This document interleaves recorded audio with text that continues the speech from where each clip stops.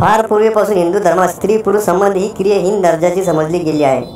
जरी अनेक मंदिरात संबंधाची दृश्य ठळक असली तरी उपवास व्रत करताना सात्विक असायला पाहिजे असा आग्रह धरला जातो.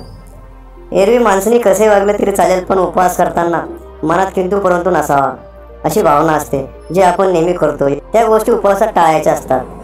स्त्री पुरुष संबंध आला की जनेंद्रिय स्पर्श होणार, त्यात घाण सुदृष्ट गोष्टी असल्यामुळे शरीर अस्वच्छ होणार, पुन्हा पुन्हा आंघोळ करावी लागेल. ही भावना असल्यामुळे त्या दिवशी म्हणजेच उपवासाच्या दिवशी शक्यतो संबंध टाळला जातो. नवरात्र हा सण जास्त प्रिय आहे. लोक मनातील इच्छा पूर्ण करण्यात देवीला नवस्यास करतात. देवी ही शक्तीची देवता असल्यामुळे तिची उपासना करतात. शक्ती राखून ठेवणे हे महत्त्वाचे आहे. स्त्री पुरुष संबंध यामध्ये तात्पुरता का होईना शक्तीचा नाश होतो. मनामध्ये ईश्वराच्या विचार उपासनेच्या दिवशी असावेत ही भावना प्रत्येक सात्विक माणसाच्या मनात असते. त्या दिवशी इतर वासना नकोत, म्हणून संबंधाची वासना ही नक्कीच दुर्लक्षित केली जाते. उपवासाच्या दिवशी सकाळपासून माणूस शुचिर्भूत असतो. त्याचं संपूर्ण शरीर, कपडे, मन हे पवित्र ठेवण्याचा तो शक्यतो प्रयत्न करतो. स्त्री पुरुष संबंधात अस्वच्छ गोष्टी करतात, त्या नकोशा असतात, हेच त्याचं मुख्य कारण आहे.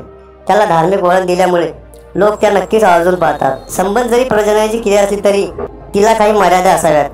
उठसूट संबंधाच्या विचाराने हे सुशिक्षित आणि संस्कृतपणाचे लक्षण नक्कीच नाही. त्यामुळे नवरात्र असो नाहीतर इतर कुठलाही सण उत्सव असो, संबंध करणे टाळा हे अतिउत्तम आहे. धन्यवाद.